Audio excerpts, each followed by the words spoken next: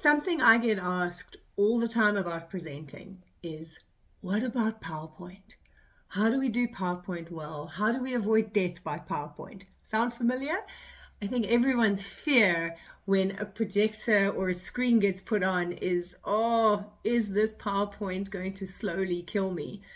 Now, I know you've sat through a lot of those, but I also know you've sat through great PowerPoint presentations where the presenter was the star of the show and the PowerPoint was there like a backup singer.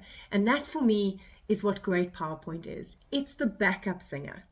And if you think about backup singers, if the lead singer walked off stage, those backup vocals wouldn't make much sense. You need a star of the show and you need a support act. So here's a few things that I'm going to share with you how to make your next PowerPoint powerful and poignant. My name is Verity Price. I am the Toastmasters 2021 World Champion of Public Speaking. I'm a global speaker and presentations coach. I work around the world helping people find their voice so that they can find their power. But today I want to help you find a way to win with PowerPoint. A few things about PowerPoint.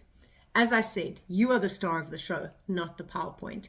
Rule of thumb with PowerPoint is it should not make sense to anyone who wasn't at your presentation. So if you send your slides after a presentation and someone who didn't hear you speak can totally know what your speech was about, there's too much information in that PowerPoint.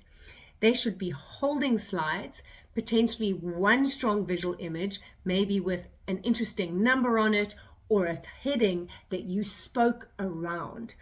Now, a lot of corporates say to me, but Verity, people want all the information in the PowerPoint so that they don't miss it. And I say, give them a printed white paper that they can read as a supplementary to your presentation.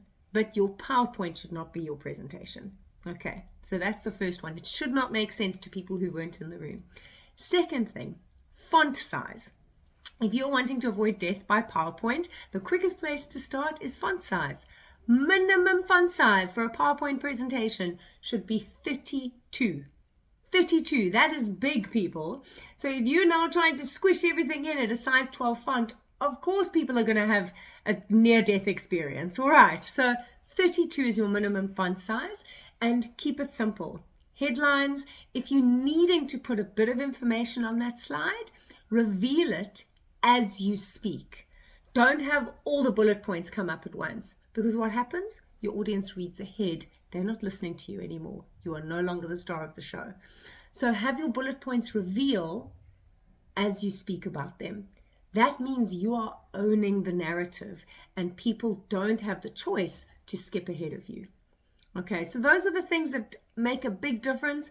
One strong visual element that runs throughout the PowerPoint, size 32 font or bigger, reveal the font as you speak, and make sure that your slides do not make sense to people who weren't in the room.